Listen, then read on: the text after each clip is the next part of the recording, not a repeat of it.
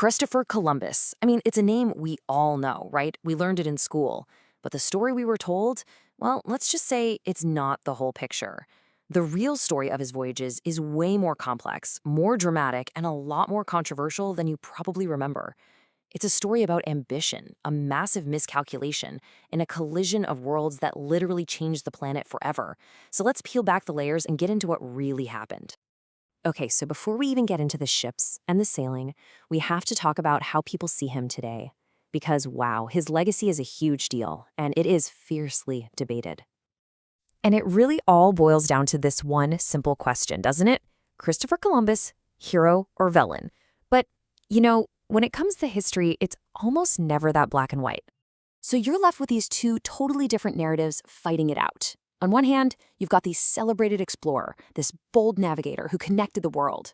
On the other hand, you have the brutal exploiter, the man responsible for kicking off centuries of cruelty and colonization.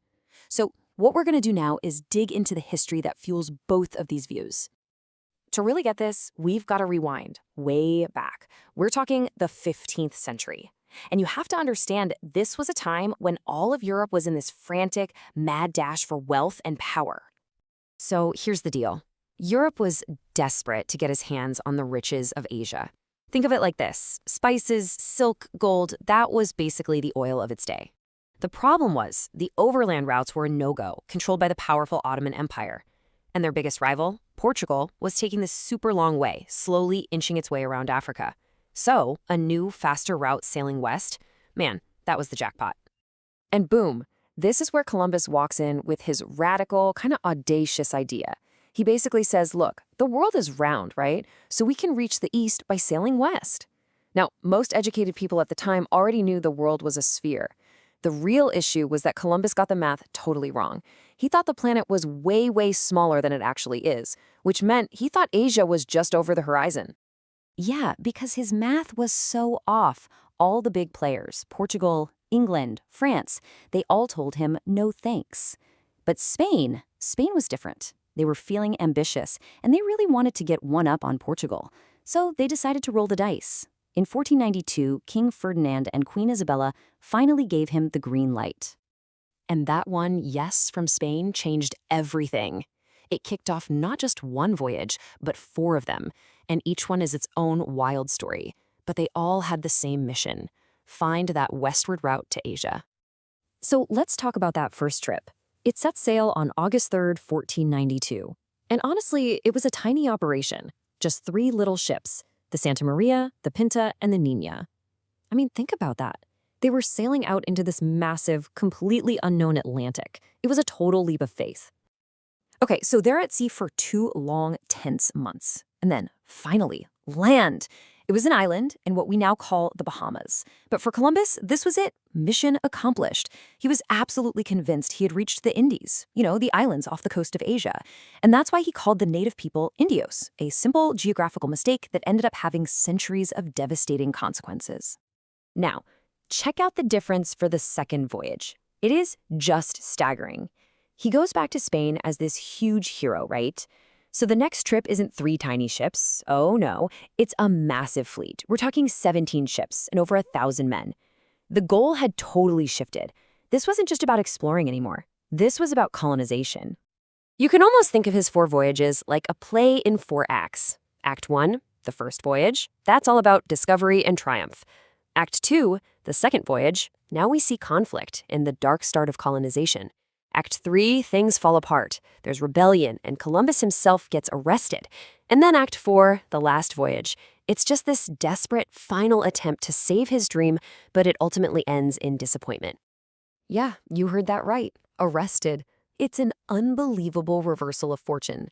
During that third voyage, stories started getting back to the Spanish crown about how badly he was running things. Reports of his cruelty to both his own Spanish colonists and the indigenous peoples. So they sent an official to investigate, and the next thing you know, Columbus, the great admiral of the ocean sea, is put in chains and shipped back to Spain. Wow. And this, right here, brings us to maybe the biggest, most central irony of his entire life. He completely changed the world, but he never actually understood how he did it. It's true. He went to his grave in 1506 completely convinced that he had simply found a new route to the east. He never grasped that he had stumbled upon two massive continents previously unknown to Europeans. The very thing that made him famous was a truth he himself never accepted. So, the true impact of his voyages goes far, far beyond just one man's life. It triggered one of the most significant events in all of human history, something we call the Columbian Exchange. So what is that? Well, this was the moment the two halves of the planet were reconnected, for better and for worse. It was this massive, chaotic, and irreversible transfer of life in all its forms, from viruses to vegetables, from horses to humans. And this was absolutely a two-way street that remade the world. The Americas got horses, which transformed life on the plains, but they also got devastating diseases like smallpox. And Europe, in turn, got crops like potatoes and maize that fueled a huge population boom. I mean, your pizza has tomatoes because of this exchange. But we have to be really clear about this. For the people of the Americas, this exchange came at an unimaginable cost. The arrival of Europeans led directly to the enslavement of indigenous populations, the catastrophic spread of diseases they had no immunity to, and it kicked off centuries of European imperialism that would decimate cultures across two entire continents. So, after looking at the ambition, the voyages, and all the consequences, we have to come back to where we started, to that original question. Explorer or exploiter? Was he a brave visionary who changed the world for the better, or a ruthless agent of empire who started a catastrophe?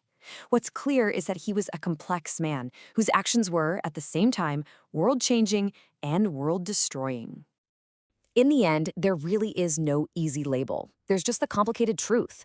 Columbus didn't discover a new world. He connected two very old worlds. And the debate over how to remember him isn't just about the past. It's really about the values we hold today and the kind of world we want to build from that shared and often very painful history.